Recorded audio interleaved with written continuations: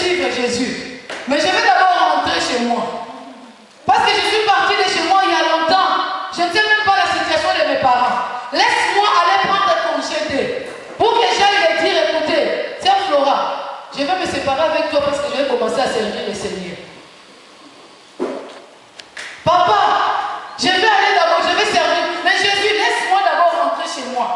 Je vais revenir, ne t'en fais pas Jésus. Je reviendrai, mais je dois d'abord retourner chez moi pour prendre congé de mes parents. Jésus lui dit qu'il met la main à la charrue et regarde en arrière, n'est pas digne du royaume. Bien-aimé, je reviens encore au jour où tu as pris, où tu as été baptisé. Je reviens encore à ce moment-là. Je vais te ramener à ce moment-là. Qu'est-ce que tu t'en souviens? Tu vois encore l'événement là. Tu te rappelles de cette journée. Qu'est-ce que tu t'es engagé à faire pour le Seigneur? Quel a été l'engagement que tu as pris, la résolution que tu as pris dans ton cœur? Comme c'était un engagement de bonne conscience, consciemment, sans qu'on te le pousse, sans qu'on te le demande, c'est que tu t'es dit par rapport à toi-même dans ton cœur.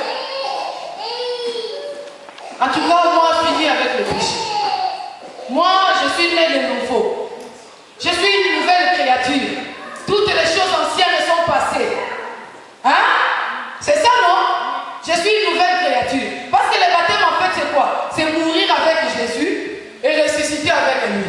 Alléluia. Donc, on enterre ce corps de péché et on ressuscite avec un nouveau corps. C'est ça, non? Donc, tu as mis la main à la charrue pour commencer à labourer. Mais pourquoi tu te retournes encore? C'est que tu as vomi comme un chien. Pourquoi tu le manges encore? Tu es sorti de la boue, tu t'es lavé, tu t'es purifié. Pourquoi tu retournes encore dans la boue? Ces jours-là, tu as pris l'engagement, tu t'es dit, moi, l'homme qui verra mon corps, c'est l'homme qui m'épousera. C'est comme ça que ça se passe aujourd'hui? Hein? Non. Mais tu avais vomi les copinages. Tu l'avais vraiment vomi. Sorti. Les copinages. Tu dis, je suis devenue une nouvelle créature. Mais tu reviens sur tes vomis. Tu commences à le manger.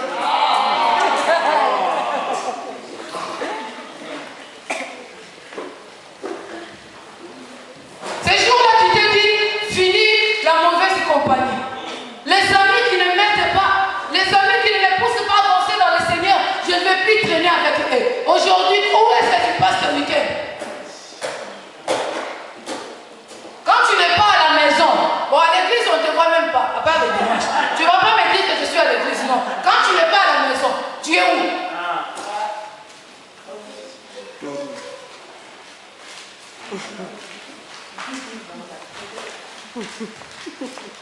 Alléluia. Alléluia. Quand on parle des choses, des problèmes de l'abstinence, surtout à l'église, les yeux des gens sont braqués seulement sur le ciel. Et toi aussi, les frères. La femme avec qui tu couches.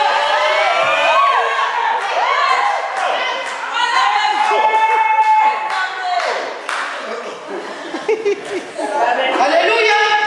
Si la sœur doit s'abstenir, toi aussi, les frères, tu dois t'abstenir. Il y a un garçon méchant qu'il était. Quand on était encore au pays, il se disait, moi je ne peux pas me marier avec une femme qui n'est pas vierge. La femme que je dois épouser, elle doit forcément être vierge. Même s'il me mentait, si le jour du mariage, je découvrais qu'elle était vierge, je vais me divorcer le même jour. Ah bon, frère? D'accord, tu vas te marier avec une vierge. Quoi de plus normal? C'est louable de ta part. Mais est-ce que toi, tu es vierge? Vraiment. Alléluia. Frère, la virginité, ce n'est pas seulement aux femmes. Amen. Les hommes aussi perdent leur virginité. Tu l'es encore. Pourquoi? Parce que tu cherches à épouser une femme vierge. Mais celle que toi, tu as des vierges là, quel sera son sort?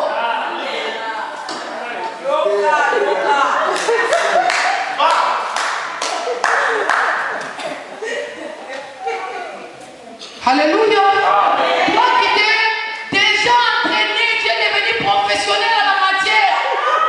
Mais tu veux aller chercher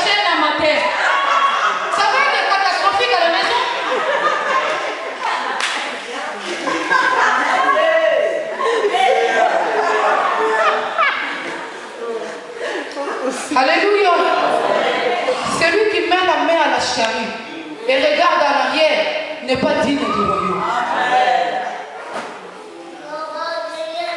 Tu vas me dire, moi je sers le Seigneur, j'ai ma main à la charrue. Je dis oui, mais où sont fixés tes regards?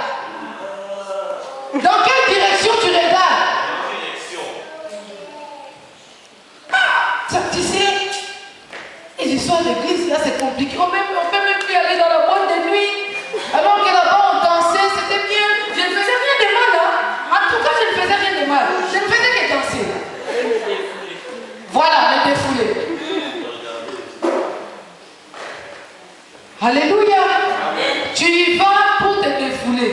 Et qu'est-ce qui fait que tu te défoules? Hein? Qu'est-ce qui te détend en fait? Tu y vas pour te détendre. Qu'est-ce qui te détend? Les hanches, les filles qui bougent, ou les cuisses qui sont exposées, ou les fumées des cigarettes. Qu'est-ce qui te détend dans ces lieux-là?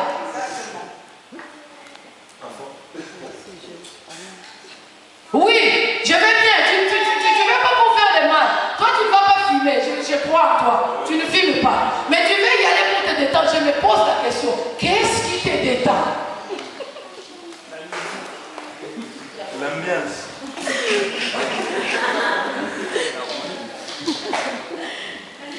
Alléluia. Jésus a besoin que quand tes mains sont à la charrue, que tes yeux soient fixés vers lui. David dira, je lève mes yeux vers les montagnes, d'où me viendra le secours. Les secours de l'homme ne viennent que de l'éternel. Les secours de l'homme ne viennent pas dans la musique, encore moins dans l'ambiance, pas dans les boîtes de nuit, mais dans la présence du Seigneur.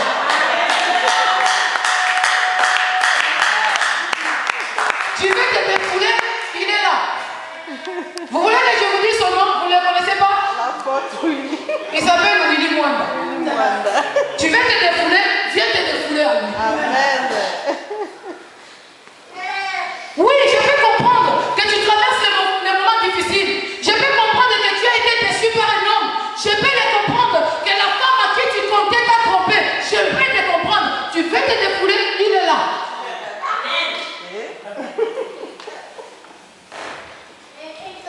Il a dit, venez à moi, vous toutes qui êtes fatigués et chargés.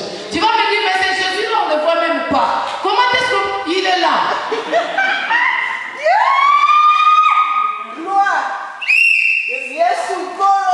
Tes soucis, tes problèmes, les choses qui te préoccupent, il est là. Viens te défouler là.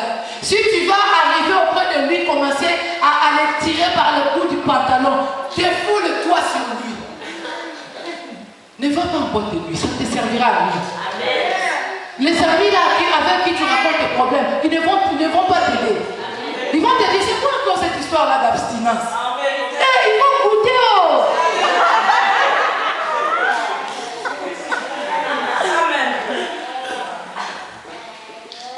Alléluia.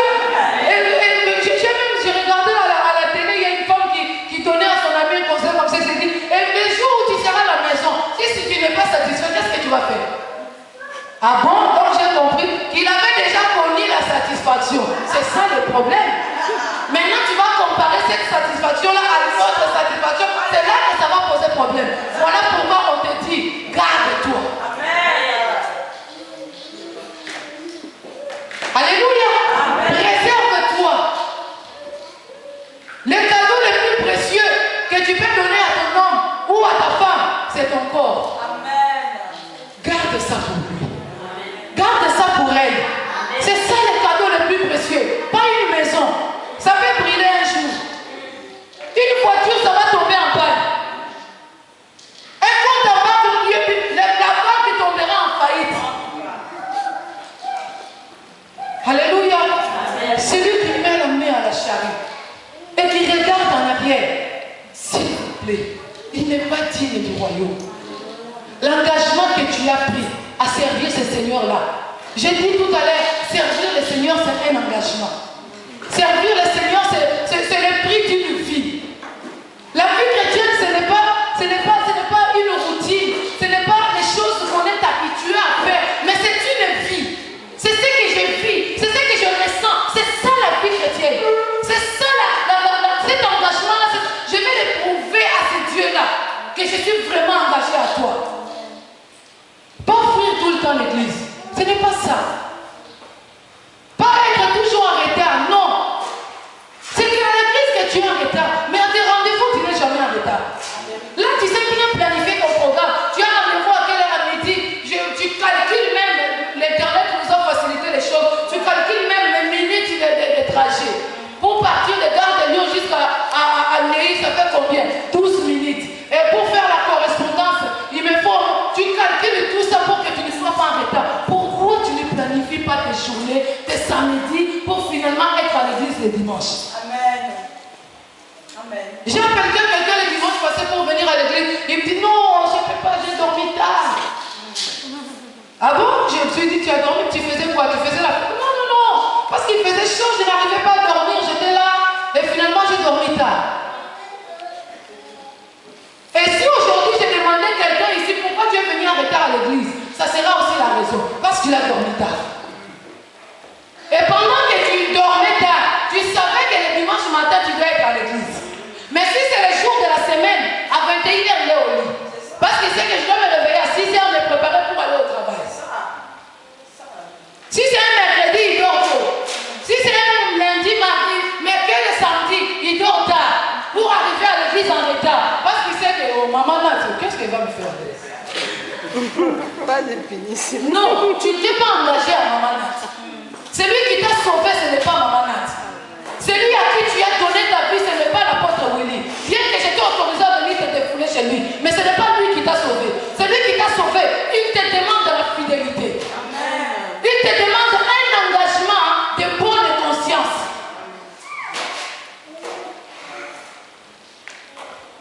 Bien-aimé, ça aurait été mieux pour toi de ne pas connaître, de ne pas savoir. Mais puisque tu le sais, c'est ça ta condamnation. Alléluia. Peut-être que tu trouvais ça normal. Quand on arrive à l'église en retard, ce n'est pas un problème. Je te dis aujourd'hui, c'est un problème. Les hommes, il y a un langage du monde qui dit la discipline des grands messieurs, c'est la ponctualité. C'est une discipline pour les grands messieurs. Tu veux être grand dans ta vie, tu aspires à la grandeur un jour dans ta vie, alors sois ponctuel. Discipline-toi à être ponctuel.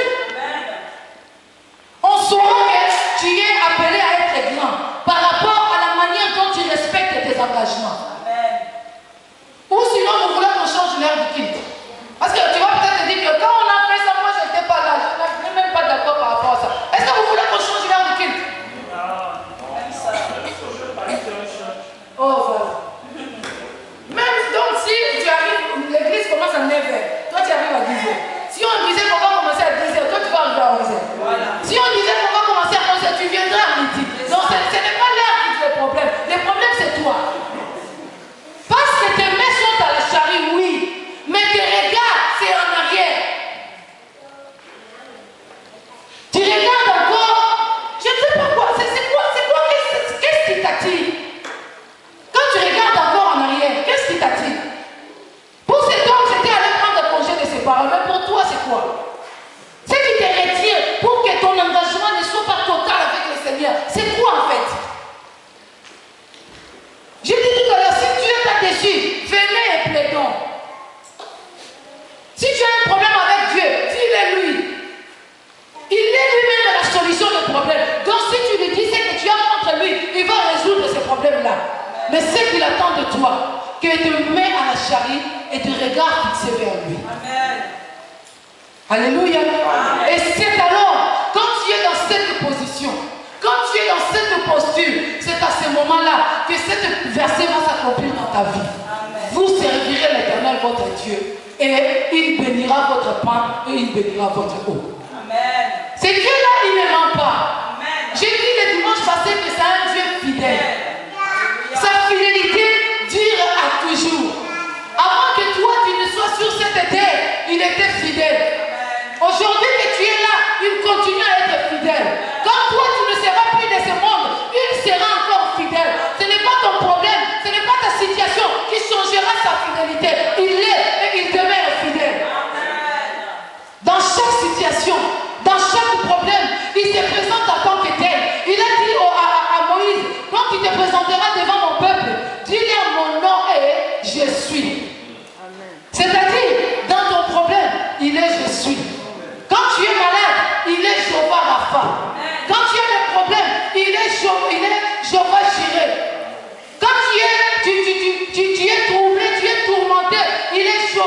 quoi?